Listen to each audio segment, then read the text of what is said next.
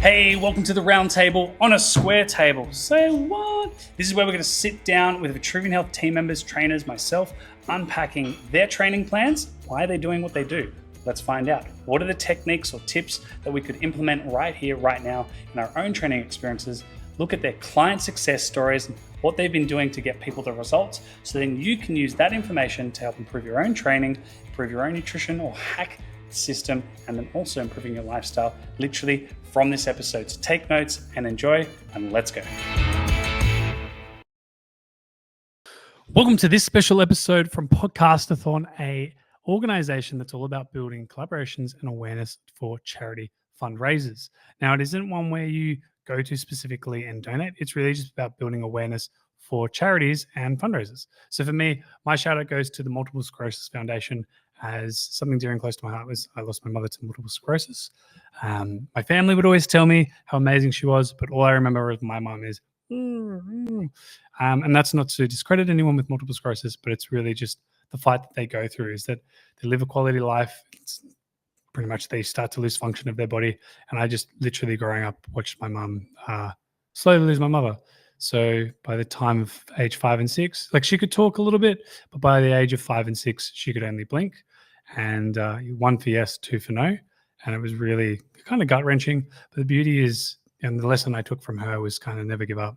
She, I think, to the age of 20, so she was kind of told that she was going to die at, she died at about 35, 38, but really lived to about 50. So she kind of gave everyone the finger. So really excited to be partnering with these guys and thousands of other podcasters to dedicate an episode towards foundations and really just giving out recommendations. But if you're listening to this, this episode is about the VH8. It's kind of our trade secrets. We're going to give you a little snippet into each of that. But if you'd like to, if you're someone who's like, well, I'd like to,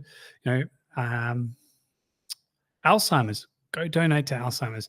Really, every little bit helps those people. And a lot of people feel like the organizations out there are, for profit. So there's someone there making profit out of it. But at the end of the day, ask yourself, what is the thing that you could be doing? And it might be, you might not donate, but you might find an act of kindness to be, a blessing to someone in the community. So don't think that you have to fork over hundreds or thousands of dollars to an organization that you feel like they're not going to use the money appropriately.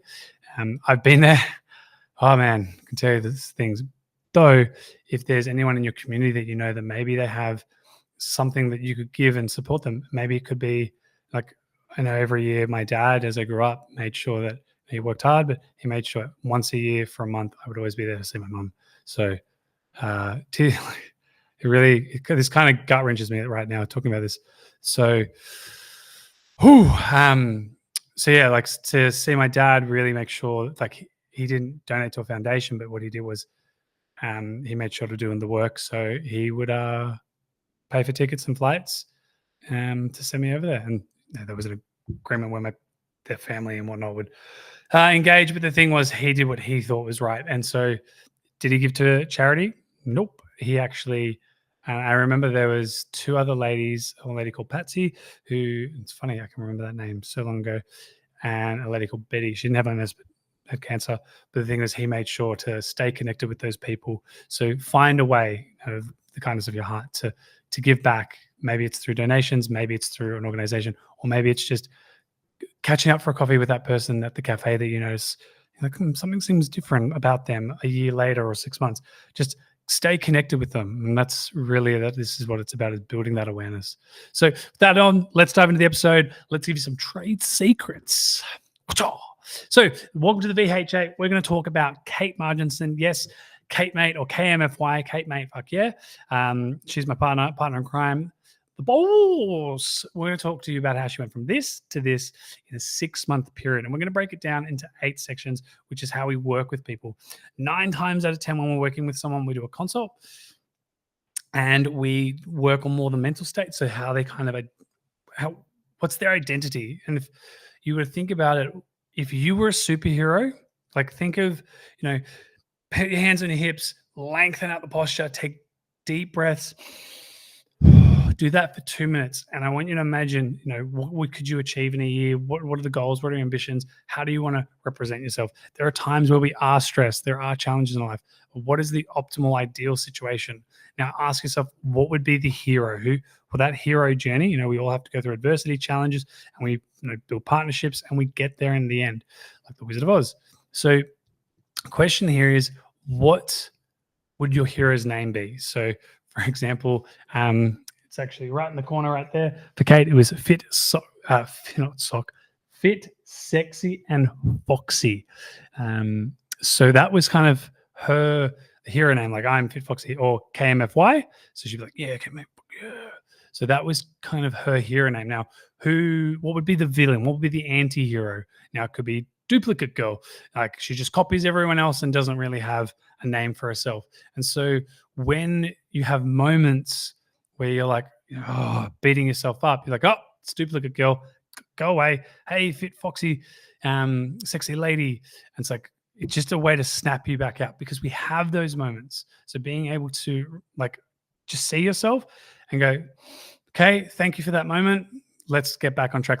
And that you could be, it's funny, I even had this meeting with someone this morning. It could be, she just need, get shit done. Duplicate Girl is here to remind me to take a breath and get back on track, because I hate admin and I'm doing admin. Why am I not delegating it? So finding that identity. So we have a lot of consults and really ask those questions, what's your energy out of 10? What do you want it to be? And it's just great. What is each one of those? Give yourself a hero name, because it's really easy to quickly call yourself out.